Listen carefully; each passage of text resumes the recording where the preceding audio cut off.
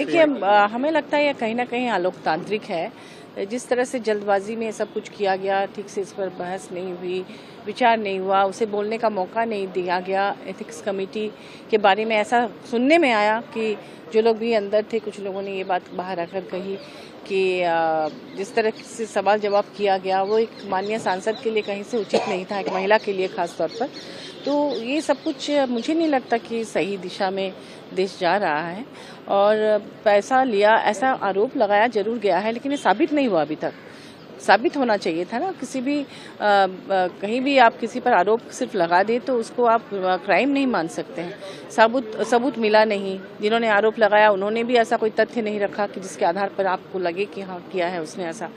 दूसरी बात कि आईपी एड्रेस या फिर जो भी पासवर्ड वगैरह की बात है पार्लियामेंट के इसके पोर्टल के, तो उसके लिए कोई ऐसा नियम नहीं है कि ये आप किसे दे सकते हैं, किसे नहीं दे सकते हैं। जो लोग बहुत पढ़े लिखे नहीं हैं, ऐसे बहुत सारे हमारे माननीय सांसद हैं जो सबको देते हैं। और वहाँ से लोग, क्योंकि देखिए हर मिनिस्ट्री के बारे में हर कोई एक्सपर्ट नहीं होता, और खास तौर पर जिन्हें पढ़ने लिखने का ज़्यादा मौका नहीं मिला, तो वो तो किसी ना किसी को पासवर्ड देते ही हैं, OTP देते ही हैं, और वो कराते हैं। आप सबकी जाँच कीजिए।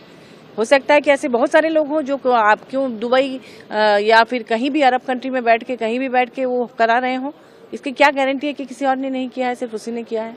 तो आप सबकी जांच कीजिए, उसके बाद अगर और लोगों का मिले तो उनके खिलाफ भी एक्शन लीजिए।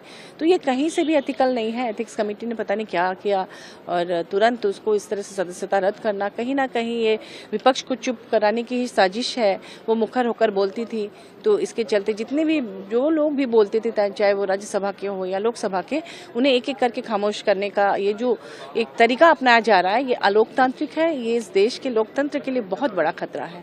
हम सभी लोग महुआ मोइत्रा के साथ हैं और बहुत जल्द चुनाव आने वाला है। वो डबल वोट से जीत कर आएंगी और फिर अपनी आवाज को बुलंद रखेगी। मेरी ढेर सारी शुभकामनाएं हमारी पार्टी की उनके साथ है। Subscribe to One India channel and never miss an update.